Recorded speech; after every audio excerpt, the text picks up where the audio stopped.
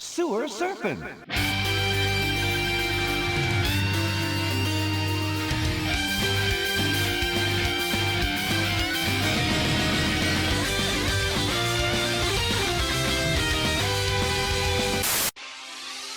Welcome back to Tristan Reviews.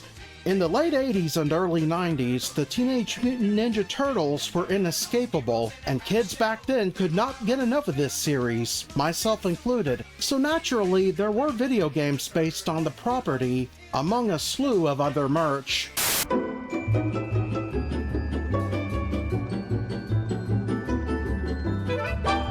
The first games in the franchise were released by Konami in 1989. One was a beat-em-up for the arcade. It was solid.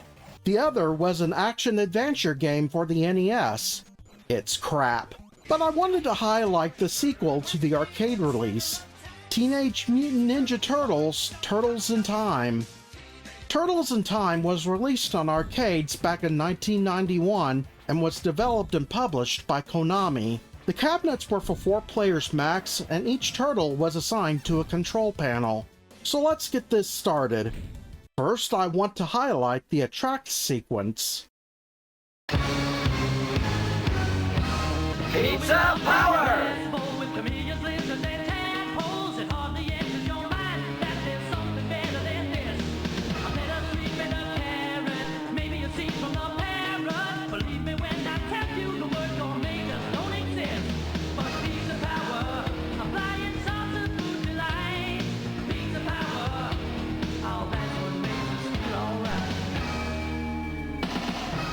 That is how you attract people to your game. Pick your turtle, and we open with a cutscene of April O'Neil doing a live broadcast in front of the Statue of Liberty, when all of a sudden, Krang! He's stealing the statue! Oh god, the Shredder is taunting us through the TV! Oh, it's on you, human can opener!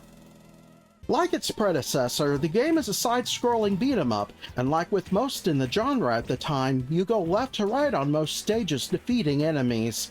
Though the various foot soldiers with and without weapons are the most common enemy, there are robots, stone warriors, and other baddies that will stand in your way. You can encounter a couple of pickups like a pizza box containing more health, and another red pizza box with a bomb on the cover that gives you invincibility, and a spinning move that kills enemies in one hit, though the latter only appears in a few stages and its duration is brief. Those turtles gotta satiate their crippling pizza addictions.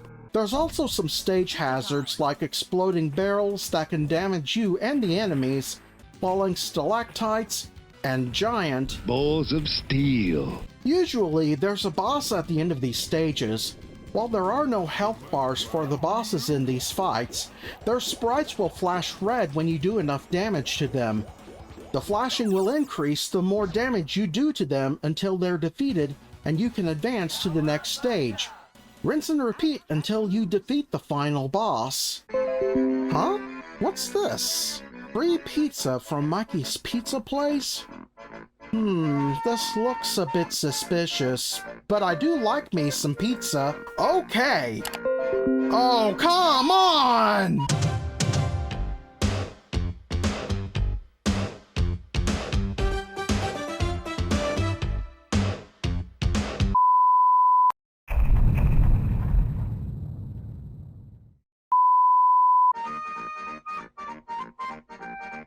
Alright, we're back.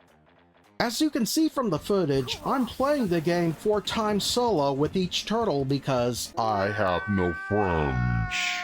I say this because enemies will swarm you like hungry piranhas on a freshly deceased carcass if you play solo.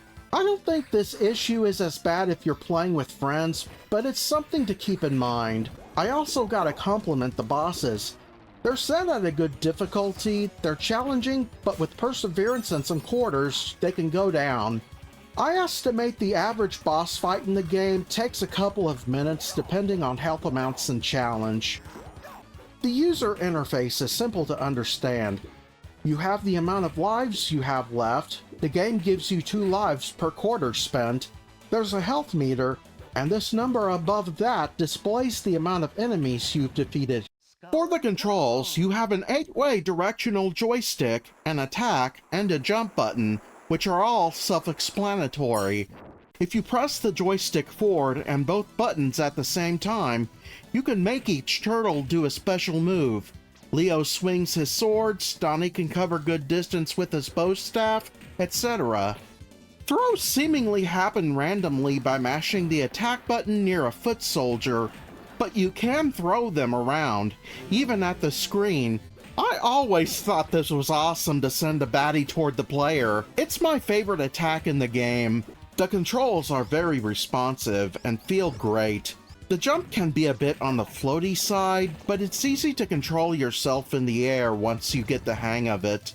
The game looks good. It's similar to how the first arcade game looked, but the sprites have better animation and look more expressive.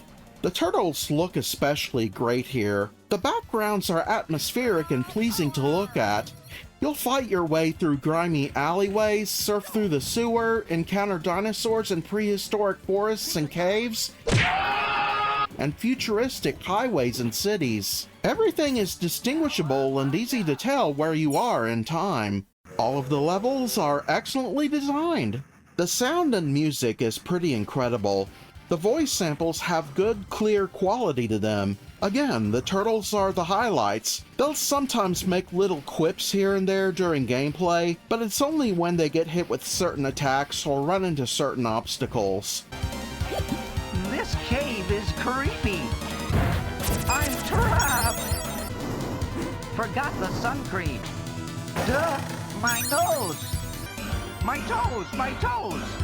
There was only one sound effect that annoyed me, this laser sound. But the rest of the game sounds great. But I gotta say, the game has an incredible soundtrack. Every single music track is a masterpiece and fits the environments very well. You'll even get some leitmotifs of the Turtles theme song as well.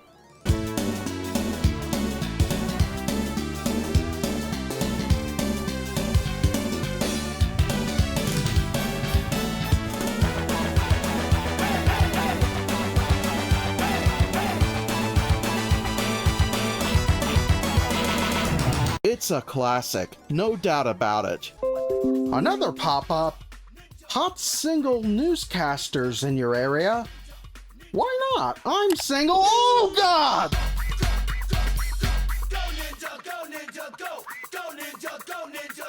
I don't like them putting chemicals in the water that turn the friggin' frogs gay.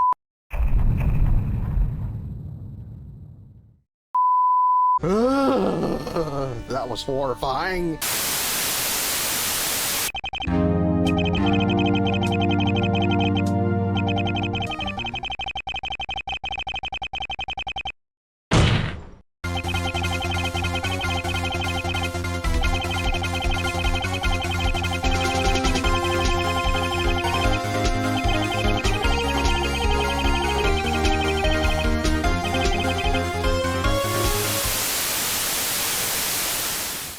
I did have a couple of gripes. Firstly, a minor beef I have is that the Shredder just appears out of nowhere at the end of the sewer surfing stage, and he sends them back in time right there to the next stage, Prehistoric Turtlesaurus. There's no build-up to the moment where the turtles actually go back in time, hence the name of the game. I suspect the development team might have had an extra stage in mind, but couldn't get it done due to time constraints or technical issues. I'm not sure. I also have to criticize the lightning effect at the end of the Skull and Crossbones stage, and that includes the boss fight with Taka and Razar. The effect is very distracting, and I can only imagine how this would affect those with photosensitivity issues. They literally use a picture of a lightning bolt to simulate lightning! Maybe if they actually had lightning striking the stage, it would add an extra bit of challenge to the fight. Though it probably wouldn't be realistic, since a strike from a bolt could catch the wooden floor of the pirate ship on fire. Then again, we're talking about a universe with outlandish plots, mutated people and animals, and aliens from other dimensions. At last, I can conquer my home dimension! But I don't want to conquer this place. I want to conquer Earth. Shut up! Overall, Teenage Mutant Ninja Turtles: Turtles in Time is a fantastic experience that I can't recommend enough, but it's probably more fun if you have a friend or three playing the game with you. Playing solo can get challenging since enemies can gang up on you. Konami definitely hit it out of the ballpark with this one. However, the arcade version isn't the best way to play this game. Nearly a year later, it got a home port for the Super Nintendo titled Teenage Mutant Ninja Turtles 4: Turtles in Time, and it is one of the best games on the console. Genesis owners didn't go empty-handed either. Teenage Mutant Ninja Turtles: The Hyperstone Heist was released at the same time as the SNES version. It's also a really good game. For the longest time, all three of these games were stuck on their original systems, so emulation was the way to go, until Konami released Teenage Mutant Ninja Turtles: The Cowabunga Collection back in 2022 for PC and consoles. While emulation is still an option, these games are available on this collection and are now more accessible than ever. By the way, did you know that Master Splinter always drops a nuke on his students if they stand around and don't get the job done?